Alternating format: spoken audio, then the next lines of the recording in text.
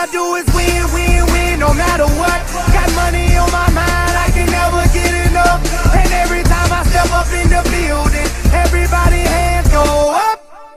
Welcome to Fit for Duty, Fit for Life. My name is Coach JC, and I am your coach.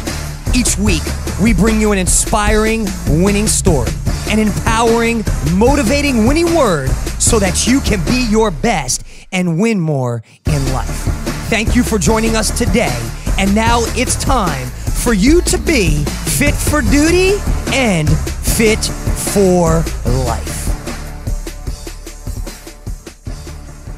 Hey guys, what's up? It's Coach Isaac here alongside with our great counselor. Thank you. Great counselor. I'd say emotional coach. That's what I would say. Yeah, that's our what emotional we'll coach. Emotional coach. Christina Walker. She is here with us in the house, guys. Hey, once again, this is your Fit for Duty, Fit for Life podcast. Thanks for joining us. Thanks for listening in and also watching in. If you guys are watching this on YouTube or any other of our social media. But other than that, guys, hey, we're gonna go dive right into the chapter. This is chapter 14 that we're going to be talking about in the Fit for Duty, Fit First Responders book. So guys, chapter 14, I am done. I'm done. All right. So Christina, talk to us real quick. Yep. Come on. With my son, I am done trying to get you to go to bed. All right. So I am done. What I like about this chapter is it really hits on a lot of things that I teach people on. I teach people on boundaries, how to use your boundaries, and when it is okay to cut people or things out. And really understanding the impact of positives and negatives. You know? So let's take it back for real fast. Quick overview of chapter 14. I'm done. It's basically, it's you making the statement, you proclaiming, hey, I'm done with the current things that are going on in my life that are not helping me be the best version of me, which is being fit for duty and fit for life as a first responder. So overview of it, quick, simple is, hey, you're just done with the negativity, done with the things that are causing chaos, causing the things, causing doubt, causing shame in your life. So that's basically the overview of it, guys. Causing distance in your relationships, causing you to distance really from yourself or doubt your performance or any of these things. Weighing on any of these pillars, your focus, your family, your faith, your fitness, your food, any of these things. And what I wanted to share is being able to understand the weight of even the little things. So for me, I mean, I am always trying to gain new knowledge, and I'm either working or thinking about working all the time. I'm involved somehow. You're that 100%. And so I had to learn, especially because I am an emotional person, I had to learn really quickly, like watching the news 24/7, I would be, I just was frustrated. The environment around me, what I brought in through what I watched, what I listened to, what I participated in, impacted me emotionally. And also made it hard for me to, want to interact positively and do other stuff. And to add to that, actually, I was listening to one of just like you said, you have personal development. You're always thinking about work. You're always thinking about making yourself better. Same thing with me. I just heard a podcast with one of the greatest coaches. A lot of people know him through the CrossFit world. And he said, and this really it really stuck to me. He said, don't watch the news. Reason why what the news is doing is not only they're providing information, but they're entertaining you.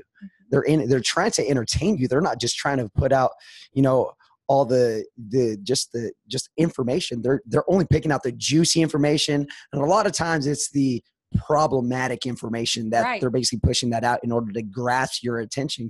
And this is what he said. He said, your attention is the greatest thing in the world. So for somebody to buy your attention or grab your attention, hey, that's what they're trying to do. So your mental attention, emotional attention, any of those things. So I wanted to do something. I'm going to test your strength. You ready? Let's do it. You ready? Come on. Okay. So I have some weights over here. I have 25-pound weights. Okay? Oh man. All right. Come on. So research says if we were to look at negatives and positives, as in we weigh them. for every one negative, just to even the scale, it takes 27 positives. Okay.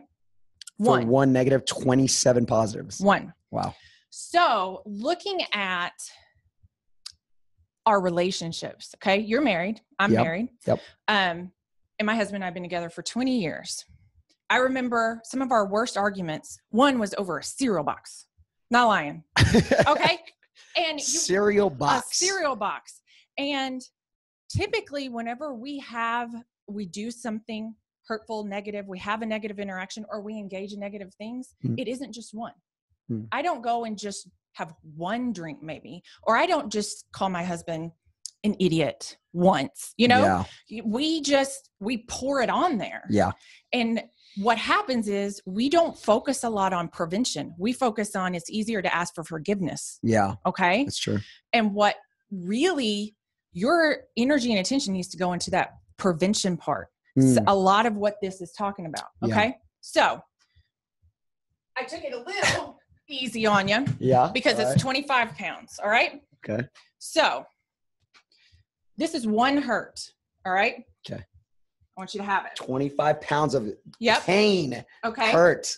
So just one weighs you down. This is only 25 pounds. Yeah. Just one weighs you down, and you have to use energy to hold it.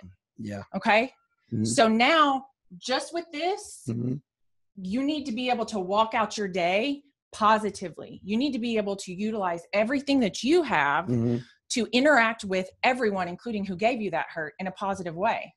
Wow. Okay. Yeah. That's hard. Yeah. Because I'll talk to people and they're like, well, they were rude with me.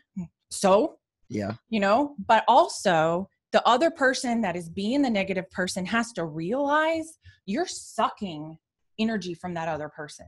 You are laying weight on them that they now have to carry. Mm-hmm. And eventually, here's another 25, just 2 hurts. 2 hurts. And is this from the same person, or is this from the? It can be from the same person. It can be someone while you were on the job. I'm sure, being an officer, you never interact with anyone who says things like, well, officers aren't any good, or you all don't care about me, or any of those things, right? Never happens. So or I pay your salary. Right. Yeah. I know that's a famous line that every police officer knows that one and loves that one. So. And I get that. People are like, you don't care about me. This is your job. You get paid. And here's my response to them. You don't get to shame me because I get paid to work. You don't get to do that. That's really good. And you don't get to decide my feelings and if I care about you. I do. Wow. Okay. Yeah. So back to this. I'm not gonna lie, 50 pounds gets heavy after 2 minutes. Yeah. It gets pretty heavy. It gets heavy. Yeah. Okay. And so looking at you're having to carry that. And if we're in a relationship and I have put on 50 pounds or more on you, eventually it's going to break you. Yeah. It is going to be more than you can hold on to. Muscle fatigue. That's what we call it as physical. Yeah. Okay. And that is why oftentimes friendships, relationships, jobs, even me in a helping profession, I know when I interact with someone, I'm going to get some negative, but whenever that's the majority of what gets piled on and you pile that on before you start focusing on the positives, you're likely going to make that person not be able to even accept your positives. You don't even have hands free right now. Yep. Even if I wanted to give you a 1 pound weight or take 1 pound weight off, you don't have any hands free. Yeah. Okay. Yeah. So I'll free you up. Thank you. Thank you. Thank you. It is very important to think through some of what this says. It gives you some questions in here of my book is like highlighted and all that. Yeah. I'm such a nerd. Come on. As we all should be, right? To learn how to be the best. No, yes, the best. It's actually true. I'm just saying. The best of the version that we can be. Yeah. So looking at bad habits, negative habits, things that we need to get rid of. Okay. I'm not going to lie. I love me some cupcakes. Yeah. I love baked goods. I do. I'm a Southern eater. Yeah. And so if it is fried and covered in butter and it is bread, oh my Lord, gosh, girl. Okay. That doesn't even sound enticing to me. I'm not gonna lie. I just like, I've done without for so long that I think about it now. I'm like, that's cool. But I get, it all really depends on, you know, where you're at. Right. And it was a habit eating that way that was formed from childhood. Yeah. And then I adapted it over. I'm going to eat healthy, but now I've had a hard day and I deserve Andolini's. Lord have mercy. Do I deserve it? Okay. Andolini's is a local pizzeria. Oh, in case yeah. you guys didn't know. Woo! They have handmade mozzarella. I'm not even going to tell you. You don't even know. Don't even know about that. But negative habits. Quite a few of my first responders, when I see them with their spouses or things like that, I can tell you, and when I say it, a lot of you, if you're honest with each other, you've said these things to yourself. I don't tell my spouse about my work day because I want to protect them from all the bad stuff out in the world. I'm going to be real. As a former police officer, I used to do that all the time. I used to feel like I was, you know, doing them well and just protecting them from all the bad, just like you were saying, all the bad stuff out there. Right. Where I internalized a lot of things. So I definitely understand. And it causes a disconnection in the relationship. Okay. Because now you have closed off part of you. Yeah. And you're only giving that other person just a little bit. And that is part of who you are. And if you are, even we tell people here, have an accountability partner, you know, if you talk to a coach or a friend or your spouse, if you're not giving them that part of you, they can't effectively support you and help you or understand you. So then when they give you a response or act in a way that is like, oh, gosh, you know, that's hurtful. Now it validates. They don't understand me. Yeah. And we're not seeing how some of our habits set that up. Yeah, it's true. Okay. Very, very true. A lot of people get on their smartphones at night. Okay. Even research says that, I think it was like 75% of people are on their smartphones within minutes after having sex. 25% have been caught getting on their phones during sex. Yikes. Okay. Yikes. Yeah. Yeah. I promise I'm not part of any of that percent. I'm just saying, I promise. That can be a conversation that's not recorded. Yeah. All right, cool.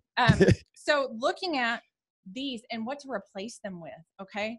And what I talk with people about often is negative habits, negative individuals, environments, thoughts, behaviors. These are things that we've adapted over time.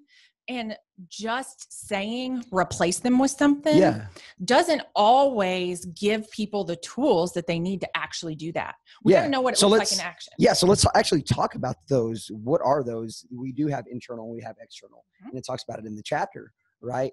There's a lot of people that can't really, you know, because it frequently happens on the daily and they listen to it consistently or watch it or see it or internally. There's just so many things that that really speak that negativity into our lives, and just those negative habits are developed because that's exactly what it is. It's a ritual. It's a daily habit, repetition over and over again. So let's pinpoint some of those out that maybe some of the viewers aren't, or some of the listeners aren't really they're not really looking out for. Right. So one of the things I reference a lot is boundaries. Okay. And I can post it up again. I tend to post up links usually to Amazon of books that I highly suggest. Okay. Yeah. And there's a book called Boundaries, When to Say Yes and When to Say No. And it's by Townsend and Cloud. And they lay out specifically what boundaries are and how to utilize them. Okay.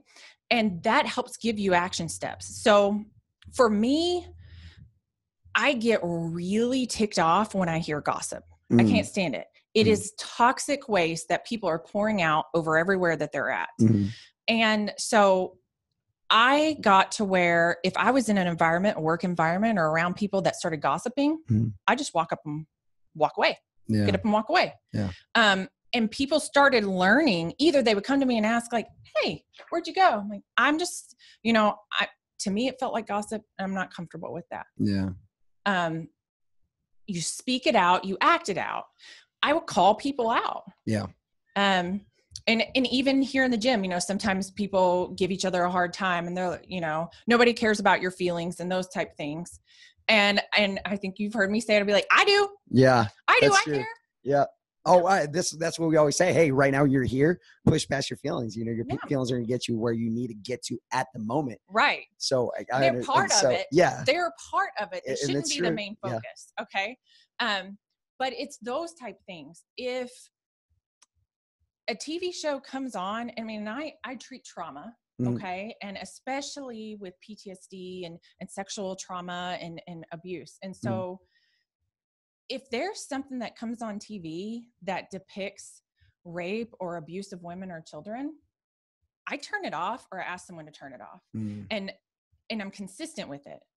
We, I don't know if anyone else is Game of Throners. Okay. Not me. I can't do it. I can't do it. I can't do it. Because everybody talks about it so much. I'm like, I'm definitely going to steer the other way. Gossip, I'm going to steer the other way. Right. Right. But yeah, I don't do Game of Thrones. But wait, talk to us. So talk to us. My husband's, I call him my engine nerd that could. All right. Yeah. He's an engineer. I'm such a nerd. That's good. And so he's into that type of stuff. Yeah. And we were on a road trip and he was listening to it on an audiobook. And there's a part in there talking about, I don't know if you guys are going to know, but she turns into the Dragon Queen. But at that time she got married to Drogo. And she was like, they were depicting it as her a child and fearful of their night together. And essentially she was like, he detailed it out. She was crying and all this stuff. And I turned the radio off and I looked at him and I was like, I don't know why you're listening to something about child rape. And he's like, that's not what it is. I'm like, that is what it is. And so some of it, these steps, purposefully putting up barriers between those things, but you got to recognize it. Yeah. Okay. It would make me uncomfortable. And I had to recognize that and do something about it.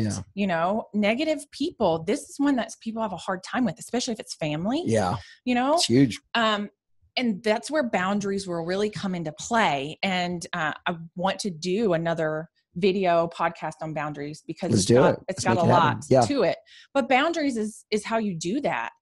Listen, you don't have to answer your phone. You don't have to respond to a text message, but people get trapped by other people's fear. I'm in anger. I'm afraid they're going to be hurt. I'm afraid they're going to be upset with me.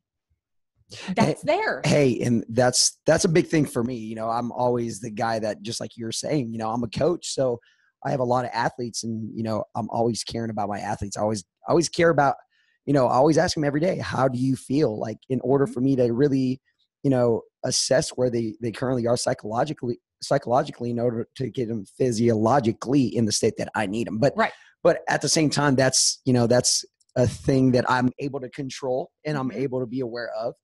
Right. But then there's sometimes where I'm just like, I can't really control certain things. And I'm like, I don't, especially with my wife and my child, I start to get these feelings and then I'm like, oh my gosh, I can't really control that because I'm not thinking about, I'm not aware of them.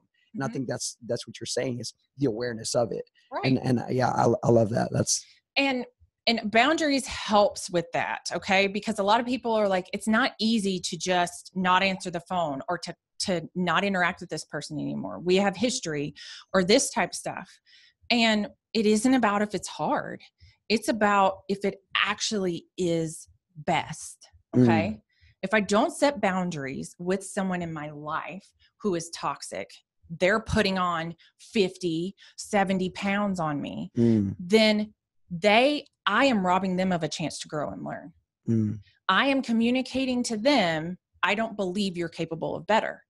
And often what happens is I'll have people come in and finally they tell their spouse what has been going on. And the other person says, the spouse says, I feel like I've been lied to. Because what happens is we hold it in and we act like things are okay, or we don't address it. We try to sweep it under the rug, but it's going to come out. Yeah. We're going to break at some point in time. Yeah. And then the other person is blindsided. And some of that is we assume people know. Yeah. But they don't. Our words and our emotions are our responsibility.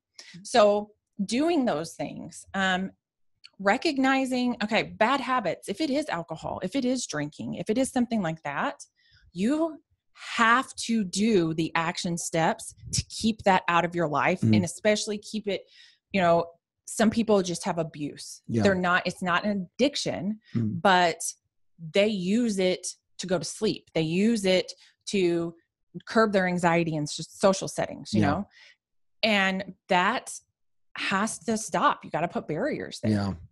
Yeah. Especially, you know, let's be real.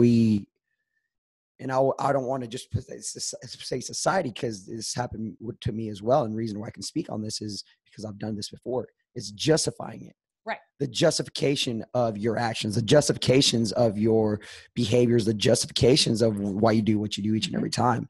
And there's certain, just like you were saying, you know, certain people drink to go to sleep, and well, this just helps me go to bed. Right. Right. Okay. This just does this for me. This just does this for me. And, you know, well, do you fully have control of that? Do you really have control of your ability to sleep? What is it that's keeping you from sleep? What is it? It's like there's always a deeper meaning or deeper sense of something, but a lot of times we'll band-aid it with something like the quick easy fix. Yeah, exactly. And I tell people, if you take that fast, convenient road, it is fast and convenient, but it is short. It is as short as it is fast. Okay. To have fulfilling, deep, long-term benefit and change, it takes hard time, long work. It just does. Yeah. I joke, like we're pregnant for like 10 months because that little thing is important. Yeah. It takes hard work and it's complex to grow a kiddo. Okay. Yeah. So it takes 10 months. It takes some time. Yeah. And for good reason. Okay. And a lot of doctors are like, try to not, you know, have your baby early if you can help from it, because they're in there for as long as they need to be in there. Yeah. You know, and it's just that way throughout life. Yeah, that's true. So let's talk about, you know, like we were talking about internal and external actions and habits that we currently have that are negative towards our being, towards our life. What are some things, you know, obviously we talk about it in the book, but it's very vague in the book how we say, you know, hey, this is, if you have this habit or if you have this person in your life, or replace it with this other thing. Well, let's talk about some other things. How can we replace that?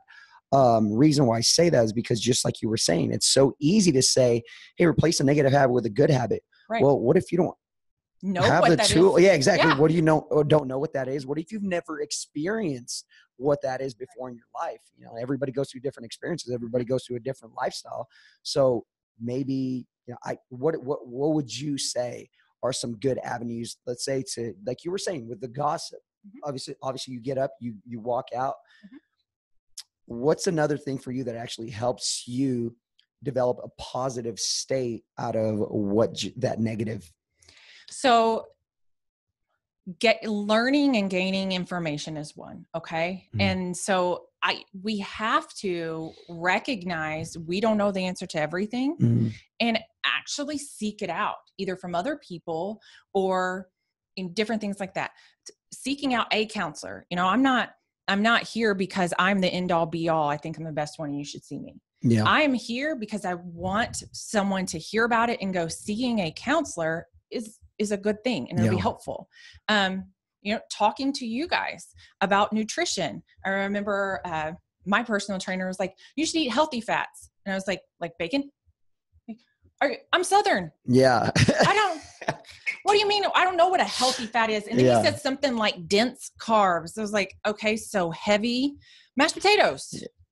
I'm not even joking. That's exactly, you know, so that's, you're hitting it right in the head. That's the knowledge. You don't know what it is. No. Yeah. And so one, I had to have the courage to say, I don't know what you're talking about. Yeah. I need you to give me specific examples. That is that's a big punch in the gut for a lot of people. Yep. It is hard. And I am, especially if you're type A personality. I'm just saying, just throwing that out there. Type A's. I don't know anyone like that.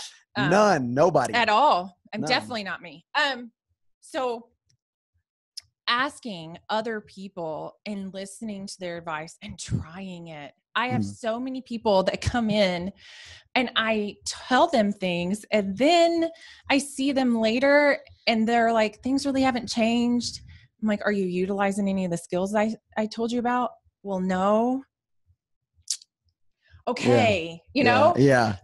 So we got to actually utilize it and try. Yeah. And then also looking at like for people, okay, negative people. So we'll use the same example I said about gossip. Mm-hmm. So I started trying to head it off at the pass. Okay. I started trying to make sure that I placed myself with people who were positive. So I watched how they interacted with other people. Okay. Yeah. And if they came to me and were like, oh, this, I knew right then, you know, or I heard them talking with someone else and gossiping. Okay. Yeah. Or, you know, just negative behaviors that brought negativity in my life. They showed up to work every day and it's like, hey, how are you doing? I mean, I'm here, you know, stuff like that. It's like, okay, you know, every once in a while, yes, we do need to express our emotions, but you see it where people are, that's how they are all the time. Yeah. And so I did not engage with them on a deeper level. Yeah. Okay. I hear that. Environment. So again, it has to do, we got to have some self-awareness. Yes. Okay. I enjoy the environment here at FFR. I really do. And to be honest with you, which is, it's odd that I've been placed here working with a fitness program in a gym. If you talk to anyone who's known me for a long time, it was like trying to get a cat in a bathtub. If you ever tried to get me into a gym, okay. It made me angry. Yeah. I'd hear those coaches yelling like, I know you ate an egg at Easter. You got to do more sit-ups. And I was just like, I mean, the whole time I'm walking on the treadmill, like, don't punch them in their face. And then I'd walk around and there'd be people that are like staring me down like I'm a walking steak or something. Woo! I mean, do you even talk? Yeah, that's I gotta so stop. funny. That's I can't. So funny. It made me so angry. Funny. But here is different. Yeah. Okay. Yeah. Here is respectful. It is encouraging. It is teamwork. When I am here, I feel energized. I feel happy. Yeah. Even people that are in my personal life, when I talk about FFR, have pointed out that's where you feel good. Yeah. Like it is where I feel good. And that's where a lot of our athletes, let's say athletes, first responders, occupational athletes, right? Yeah. I've never heard the joy, the happiness, and the almost like the brightness come out from inside of them when they speak about the program. Right. Especially those athletes that are invested in the program, that have been here for the 4 or 5 challenges that we've currently had, and that's over the past 4 or 5 years. Let's be real, there's always a stigma to something. If something's too positive, right? Somebody that's not as positive is going to be, that's a bunch of, this is a bunch of happy-go-lucky people that are so, this is the word, unrealistic. Right. Right. Right. So that's a huge stigma that we have because of what we do and kind of what we put out there. But the reality of it is that, currently what we have going on, it's not because of what we're throwing out there, is because of the reciprocation that we're getting back from the first responders, the results that we're getting back, the off the medication, off the high blood pressure, off the cholesterol medication, dropping those 30, 40, even 100 pounds for one of our guys, Jeff Whitfield, from last challenge. He dropped a full 100 pounds. That's awesome. Right. And made it happen. Marriages saved. Exactly. And now, well, think about this. This guy is now married because of what he said this to us, because of what you guys did to me, the confidence you boosted inside of me for those 100 pounds that I lost. Now I'm married. Now I'm fulfilling what I believe my God-given purpose is. And it really is. It's in the pudding. That's what it is. We don't do it. It's a system that is done. It's a system that we have created, but it's the system that everybody just believes in. And I think that's the reality of it. Is you can have a stigma about something, it being a little too positive in your life, but think about it. What other things in your life are as positive as those current things that you feel are way too positive? Well, and you pointed on a couple of things. Someone who is negative, and we can be negative for a lot of different reasons, our own hurt, our own hangups. That's our responsibility to manage. But someone who's negative is going to cut down a positive. It's going to happen. Yes. And so one thing about this program, a word that comes to my mind is genuine. Okay. Yeah. We interact with each other genuinely. You know, it isn't, I walk in and there's this 20-year-old that is, you know, Vin Diesel, and they're like, sure, let's do this. Like, I have nothing to relate to. They don't tell me their struggles or any of these things. Yeah. But here, it's real. Yeah. We are people. We are a family. Yeah. Okay. And so. And I mean, let's be real. It's tough, you know, as coaches, sometimes it is tough to be vulnerable with these guys because you're, you know, as a first responder, and I put myself in the first responder mindset where, hey, it's tough to be vulnerable because you're the one here that's actually trying to make them change and trying to lead the pack, right? So same thing with first responder. If you're a first responder out there, I would definitely say, I understand that it's hard to be vulnerable, but you got to do it sometimes because that's the only way you can relate with somebody. And that's the thing. That's why it's called the relationships. You got to relate to that person in order to develop that bond. Right. So, yeah, and to establish authenticity. Cause you know, looking at, we recognize fake people. Okay. Of course. You know, there's a difference between positive and fake, and we pick up on it. Yeah. And so through sharing experiences and relating and being vulnerable, it doesn't decrease the positivity. It validates it. Yeah. Because no one is without difficulties. No one is perfect. And so we really shy away from someone who is trying to sell this perfect image, and we see it as fake because it is. Yeah. Yeah. Yep. I've gotten that a couple of times. They're just like, man, does anything ever go wrong in your life? I'm like, yes, there's plenty of battles that I go through, but this is one thing that I did see and I love about the chapter. It gives you a word. It says you have a choice. Right. And that's like, that blew my mind. Cause it's like, man, I get to choose each and every day, whether, you know, those hangups, those trials, those tribulations in my life are going to affect what I currently do at the moment. So, and what I mean by that is, you know, I have things that go on at home. I just have an 8-month-old daughter. You know, I have a wife you were about to have a 1-year anniversary.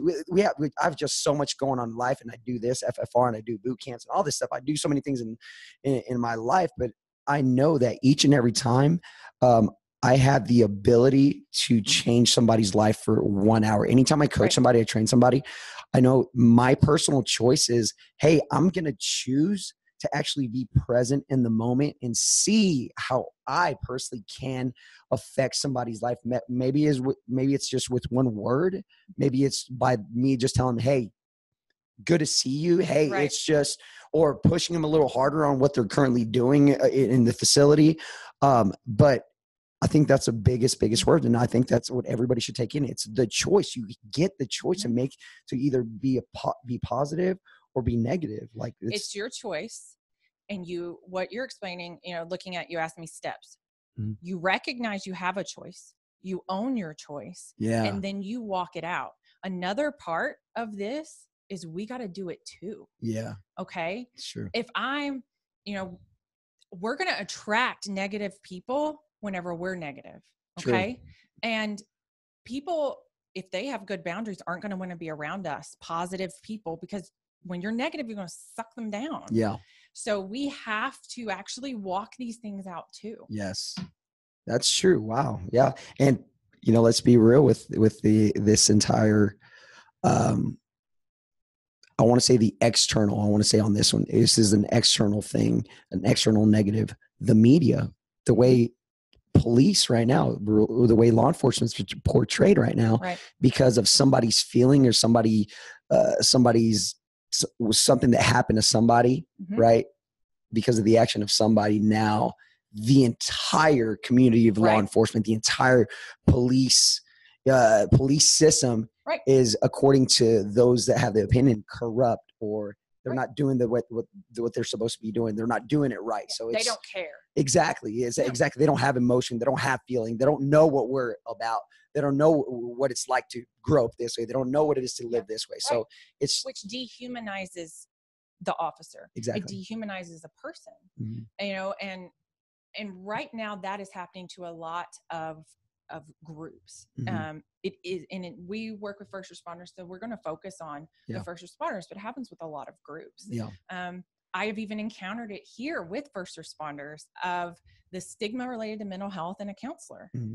I can tell who is here that does not know I'm a counselor because they welcome me in and shake my hand, and they have this, hey, it's like, hey, what's up? Hey, are you new? Yeah. Yeah. And then I love what you do for me. Yeah. I do, because then you introduce me and it's in the circle. So everyone is looking at me and I watch the whole like, oh crap, what I do. I watch this face change and stare me down like I'm a Jedi or something, you know, like what are you about to do in my head? Why didn't you tell me? Yes. Why didn't you tell me this person is here?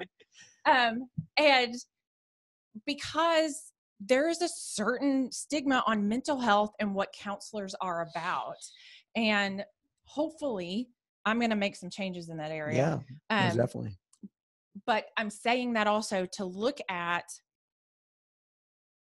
we aren't uniquely alone in our life experiences. We are unique, and we are the only ones experiencing every part of our life. Mm-hmm. But we are not the only one experiencing aspects of our life. Wow. Yeah. That's good. And so making sure that we do connect to people that can offer us support. Mm-hmm. Connection. Boom. Yeah. That oftentimes we will withdraw or pull away from people because we don't feel like they understand us. Yeah. And we don't give them the credit or allow them to actually connect us and help us. Yeah. We don't value their worth. Yeah, that's true. And let's talk about a little bit more deeper with that, I'll talk about it myself as a former police officer. It's like, you want to make sure you make that connection with people, especially if you're out on a call or just as a first responder. If you go out on a call, you want to make sure you make that relationship, you make that connection with people. And basically you, like I said, you relate, you connect in order to connect instead of just making contact. Because it's so easy to make contact. It's so easy for me to go up to you out in the street while I'm in uniform and say, how you doing? What's your name? I'm officer so-and-so, or I'm firefighter so-and-so, just wanted to talk to you. What's going, that's a connect. That's not a connection. That's a contact. Right. But if let's say you're a victim and I come up to you and hey, I'm officer so-and-so.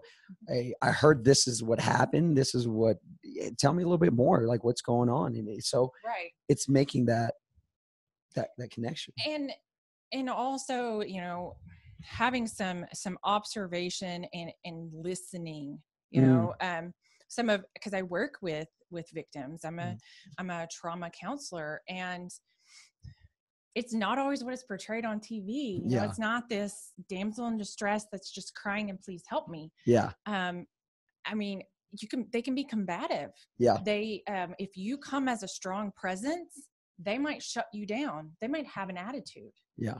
And so if all you're doing is just having contact with them, then you're going to respond to that instead of backing up and trying to actually connect and go, hey, something make you uncomfortable? Yeah. Is there a way that, I really want to help you? And I've interacted with officers and I've seen them do this beautifully of, hey, look, I care and I want to be here. Is there anything that we can do to make this process more comfortable? And really opening that door for a connection for sure. Yeah. So also on that, just putting this out there and, hopefully I've heard this so much over the news, over the media. Let's think about, let's be real with this. There's so much negativity over the media, over, police officers and law enforcement and all this stuff. Well, you got to think about it this way. What exactly do you need to do as a first responder, right? To break that stigma, to break whatever is going on out there. Because let's be real, there's bad people in the batch. There's good people, mostly predominantly in every agency, every area. But yeah, like everybody knows, there's just that one person that made that mistake that put that stigma upon somebody that somebody had an awful experience with. And so now every police officer, every first responder is now in the dumps because of it. Right. So, and it dehumanizes the individual. It dehumanizes the officer. Yes. Okay. Yeah. And this is happening to multiple groups of people and professions right now in our country, but we focus on you. We focus on the first responders. So that's what we're going to address. But I've seen the same thing in counseling, you know, even here, I'll walk in and I can tell who doesn't know me because they're ready to engage. They're happy. They look at me, all of this. And then you do a beautiful job of stopping that for me, because then we get around the circle and you're like, let me introduce our FFR counselor. And then I watch all the faces go.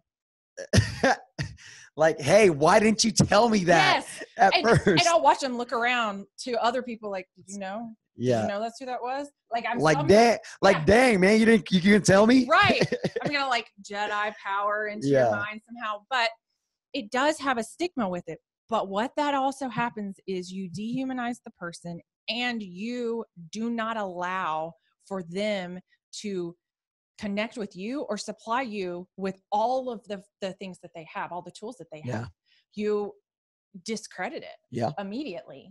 And so, like you said, we can only do our part. What is our part in removing that? You know, and it can be in how I manage my emotions, how I talk to someone, what I do with my face, these type of things. You know, removing these negatives so that I've got room in myself. You know, if I give you the 50 pounds back, it's hard to have a lot of room to do some of this stuff. So that's why it's important to cut negative people out and negative things out. So you have that weight lifted off. Yeah. So biggest thing that you're really hitting on the head is recognition. You got to recognize. Right. You got to recognize. Yeah. You got to recognize. And I think it's one of the things for a lot of first responders, let's be real. We're all trained almost the same, right? Most of us, if you're a firefighter, you're trained, you go through the firefighter academy, you go through their training. If you're a police officer, you go through the law enforcement, training. So you're getting the training to get you the knowledge of the job and the skills for the job, but it's all about implementing the skills as well. Yes. And I think that's another key here for this chapter. It's implementation. Right. You got to make sure you implement, not only just implement the skills that you are trained to perform, but using it to your advantage, using it to your abilities. How can you, so let's be real. For me as a coach, I have a system to follow as a coach. Right. Right. But that system and my boss doesn't say, right, hey, follow this system, do exactly like I do, be exactly like me. Right. No, he says, you know what? This is a system, follow the system and put your flair to it. What can you do that's going to make this change? That's going to make this better. That's going to make you actually interact and and really connect and communicate with these guys instead of just being a robot and just doing the job and just, hey, this is the way I do it. This is So that you got to make sure you implement it in your own way. You're here on this earth. You're here on purpose for your purpose. You have a purpose from everybody else, right? You have a purpose from everybody else as well, but we choose to perform the way we perform as a coach, as a counselor, as a first responder. We choose, right? But we got to make sure that we implement the way, basically our own flair, I would say our own style. And the implementation part can be hard. And I've had couples and clients come in and we lay out a plan. I mean, I've got so much stuff. I even have a card that details out. That's like a written little directions of how to have a conversation. Yeah. And then months will go by and they're like, we don't really feel like we're improving. And I'll ask them, well, are you trying? Are you utilizing some of the skills I gave you? Well, not really. Yeah. It's me complaining that I don't have more energy, but I ate 7 cupcakes yesterday, whatever it is. Yay. Yeah, it's not exactly. We do have to implement it and it can be hard, especially when we're cutting out negative stuff. Okay. As people, they could be family, they can be friends. We can really love them and care about them, but they also can be putting a lot of negative weight on us. Yep. 100%. Yep. So, all right. Takeaways right here from this chapter. How to implement and how to actually take action. First things first, you said it, recognition, right? If you don't know exactly what it is in your life currently that is negative right now, start looking out for things that are creating that, either that chaos, that doubt, that shame, right? Start to think about those things. Is it your internal mindset? Is it your heart? Where are you? Is it the external? Is it the media? Is it the gossip? Is it the people around you? Is it at your station? Start recognizing those things, guys. The next thing is owning it is making sure that you're, hey, don't throw it in the back burner. Don't say like, well, it'll get better down the road. No, it's not going to get better, guys. Be real with yourself. Own it, recognize and say, hey, I need to take action. I need to make the choice to actually step into it and say, hey, you know what? I'm going to cut this out. I need to cut this out. Right. That's how you own it. That's okay. Exactly. You know, there's things that I don't do. I don't go to scary movies. I don't do any of that stuff. And I've had people be like, oh, it's just a movie. I'm like, that's great for you. Yeah. That's great. Guess what? It impacts me differently, and that's okay. And I don't have to be shameful about that. And you own that. Yeah. Right. 100%. You got to own it.